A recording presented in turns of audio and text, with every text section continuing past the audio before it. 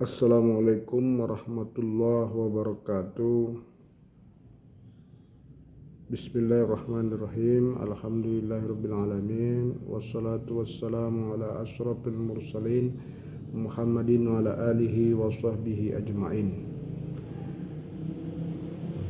Selamat datang kembali di channel Dr. Zulfahmi Lubis, menabur ilmu pengetahuan dan informasi. Pada kesempatan kali ini kita akan melanjutkan pembahasan kita sebelumnya mengenai ruqyah, yang mana sebelumnya kita sudah mendefinisikan secara sederhana apa itu ruqyah, begitu juga jenis-jenisnya. Maka pada kesempatan kali ini kita akan menjelaskan mengenai langkah-langkah ruqyah. Secara garis besar, ruqyah itu bisa dijelaskan langkah-langkahnya. Yang pertama itu yaitu bermohon perlindungan dari Allah Subhanahu wa taala atas diri terutama, begitu juga orang yang diruqyah atau pasien. Atau kalau misalnya kita meruqyah diri sendiri, mohon perlindungan kepada Allah Subhanahu wa taala dengan lapas ungkapan misalnya a'udzubillahi minasyaitonirrajim atau a'udzubillahi samiil alim minasyaitonirrajim, bismillahirrahmanirrahim. Kemudian langkah yang kedua yaitu mohon kesembuhan dari Allah Subhanahu wa taala dan kemudahan. Karena sesungguhnya pada hakikatnya yang menyembuhkan adalah Allah. Kita hanya sebuah perantara untuk menyembuhkan. Jadi kita ini cuma alat Allah Subhanahu wa taala. Kemudian langkah yang ketiga yaitu memberikan peringatan kepada jin yang ada di dalam tubuh hamba Allah tersebut yang terkena gangguan. Karena memang kalau tidak diperingatkan tentunya kita akan menjadi zalim. Tiba-tiba saja kita misalnya membakar atau membunuh jin tersebut, itu menjadi suatu dosa. Jadi dianjurkan kita memperingatkan. Yang nanti akan dijelaskan bagaimana kaifiat memperingatkan jin tersebut, sekaligus nanti mendeteksi apakah di tubuh pasien tadi terdapat jin atau tidak. Kemudian yang selanjutnya, langkah selanjutnya yaitu mengidentifikasi jenis jin dan motifnya. Apakah jin itu kafir atau muslim atau Yahudi atau Nasrani atau tidak beragama sama sekali.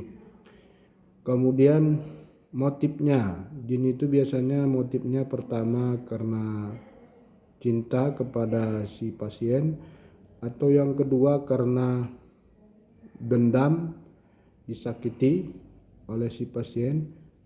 Misalnya tidak sengaja kita menyiramkan air panas ke tempat jin tersebut yang menyebabkan dia terluka. Atau juga misalnya motif yang lain yaitu dikirim oleh orang-orang tertentu yang berupaya untuk mencelakai kita. Nah, ini nanti bisa dideteksi dengan membacakan ayat-ayat tertentu yang nanti kita bahas selanjutnya. Kemudian setelah diidentifikasi, maka diajaklah untuk bernegosiasi. Ya, diajak untuk memeluk agama Islam, diajak untuk keluar dengan baik-baik. Kemudian kalau dia tidak juga mau keluar, maka langkah selanjutnya yaitu mengeluarkan jin dari tubuh pasien dengan cara nanti kita membacakan ayat-ayat ikhraj namanya ya. Nah, nanti kalau kita mau bernegosiasi, berdialog, kita menggunakan ayatul intok, ayat yang dapat membuat jin berbicara. Setelah diajak bernegosiasi tidak mau, dikeluarkan juga biasanya membandal atau tidak mau keluar misalnya karena diikat, maka kita bacakan ayat-ayat untuk membuka pengikat atau buhul-buhul ya yang dilakukan oleh penyihir. Selanjutnya, kalau juga tidak berhasil, kita masuk pada tahap selanjutnya, yaitu membakar jin. Itu kita menggunakan nanti ayat-ayatul ihraq.